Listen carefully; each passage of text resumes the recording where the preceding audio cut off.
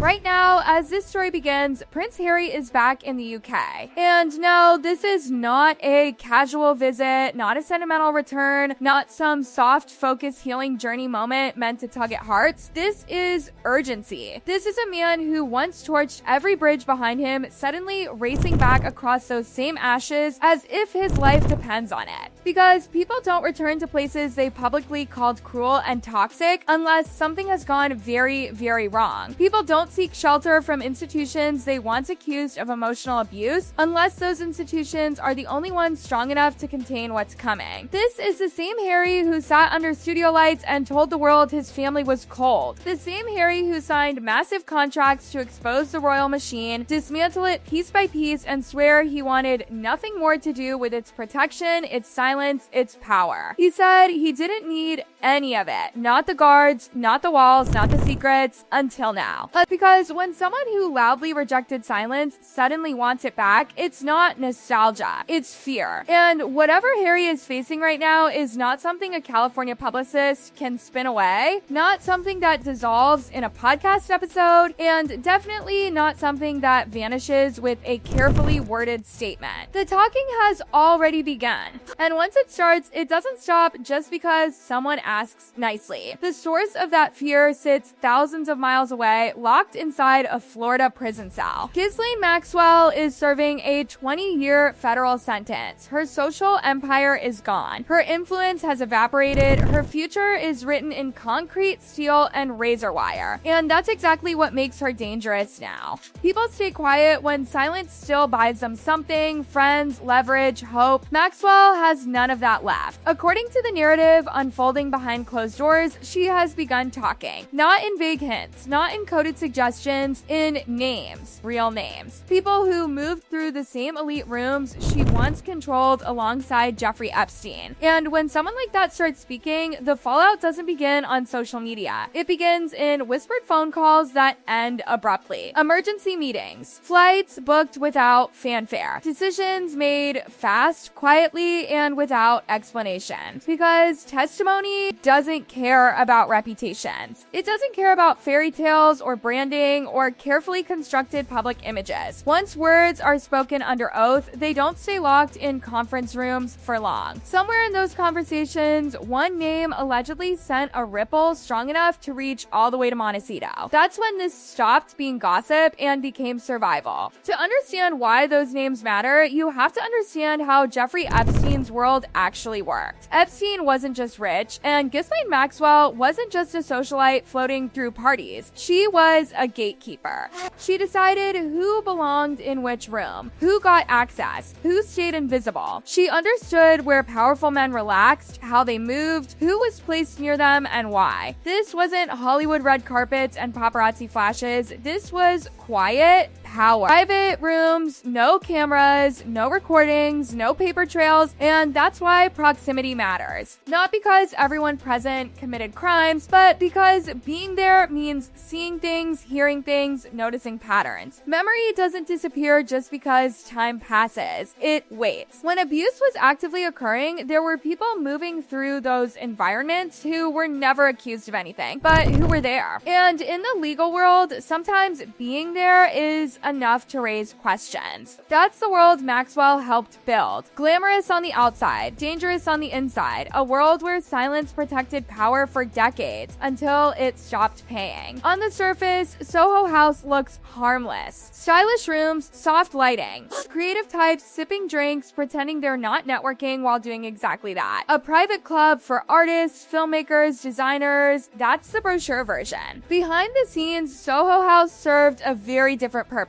It was a corridor, a quiet passageway between worlds that rarely mix in public. Hollywood brushed against finance, new money leaned toward old power. People who loved attention crossed paths with people who avoided it at all costs. This wasn't where deals were announced. This was where they were understood. Openings weren't random parties, they were curated environments designed to feel alive when the right guests arrived, the right energy, the right faces, the right people already seated before the real power walked locked in. Influence doesn't happen on red carpets. It happens in private spaces where nothing is recorded. Once you see that, Soho House stops looking like a party scene and starts looking like infrastructure. And before palace balconies and royal headlines, Meghan Markle moved through that corridor. According to the narrative, she was flown internationally for Soho House openings, including a notable one in Istanbul in 2015. She wasn't the star. She wasn't the draw. She played a quieter role insiders describe as social filler. That term sounds harsh, but it isn't. Social filler is functional. Someone who fills seats, smooths conversations, keeps a room lively before power arrives. It's a role that doesn't come with spotlight, but it comes with access. What caught attention wasn't her presence, it was the lifestyle attached to it. International flights, luxury accommodations, constant movement, not once or twice, but repeatedly. And quietly, the math stopped adding up. At the time, she was a supporting actress on a cable television show. Comfortable income, yes. Jet-setting elite lifestyle across continents, consistently?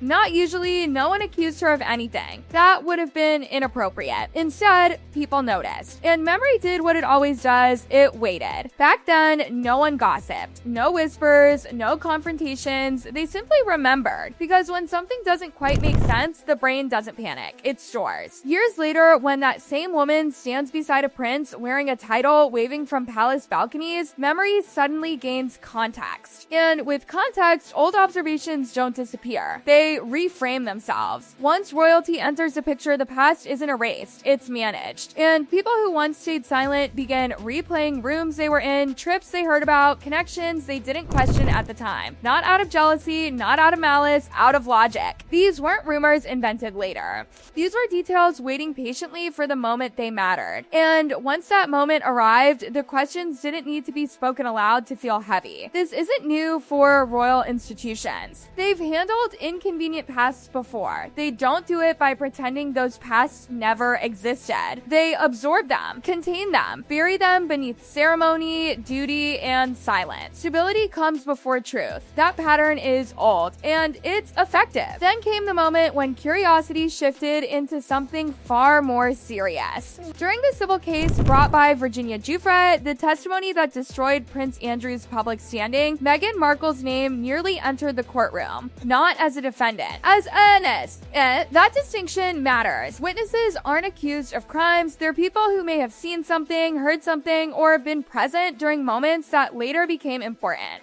According to court-related positioning, there were reasons her name was considered. She lived in the United States, making jurisdiction simple. She was described as a close associate of Prince Andrew during a specific period. And she was said to have been present within Jeffrey Epstein's social environment during years when abuse was actively occurring. She was not called. But the damage wasn't in the outcome, it was in the fact that investigators with subpoena power believed there was something worth asking about. That's when curiosity turns into risk. Anyone who thinks this is about gossip only needs to look at Prince Andrew. He didn't fall because of tabloids, he fell because of testimony, sworn statements. Once questions were asked under oath, the fairy tale collapsed instantly. That's how scandals actually end, not with headlines, but with records. Andrew became the example royal families study when silence finally fails. Harry understands that precedent. And that's why his sudden return makes sense. He didn't come back for forgiveness. He came back because the royal institution knows how to survive scandals that begin with testimony. They have lawyers, fixers, protocols, centuries of experience shrinking problems instead of letting them explode. Harry walked away from all of that. He dismantled it publicly. And now, for the first time, he may need it more than ever. Because if Ghislaine Maxwell keeps talking, this doesn't end with opinion pieces. It ends with questions asked under oath. And hovering above everything is one question that won't go away. What did Harry know? And when did he know it? If he knew about his wife's past, then he helped protect it. If he didn't, then he walked blindly into a risk that now threatens everything he built. Either way, the fairy tale is over. This was never about jealousy, never about tabloids, never about gossip. It was always about who was in the room and how long silence was allowed to protect power. And here's the part that makes this situation feel heavier, darker, and far more urgent than people want to admit. Silence doesn't crack all at once. It fractures slowly. One person talks, another confirms, another remembers something they thought was irrelevant years ago. And suddenly, the story no longer belongs to tabloids or commentators. It belongs to timelines, flight logs, guest lists, photographs, and sworn recollections that were never meant to be connected. That's when panic stops looking dramatic and starts looking rational. Because once testimony starts aligning with memory, the narrative hardens. It becomes less about speculation and more about sequence. Who was where? Who introduced whom? Who vouched? Who stayed quiet? And most importantly, who benefited from that quiet? That's the part institutions fear the most, not scandal, but structure, patterns, repetition. The realization that what once looked like coincidence starts looking deliberate when examined under oath. Harry knows how fast that shift happens. He watched it destroy his uncle. He watched doors slam shut overnight, titles become liabilities, and protection evaporate the moment silence failed. He knows there's no halfway point once legal gravity takes hold. You're either shielded by the system or exposed to it. And right now, he's standing outside the very walls he once proudly tore down, realizing too late what those walls were built to contain. This isn't about love stories or fairy tales anymore. It's about survival instincts kicking in when reputations, finances, and legacies feel suddenly fragile. It's about realizing that walking away from power doesn't make you immune to it, it just leaves you unprotected when it turns its gaze back toward you.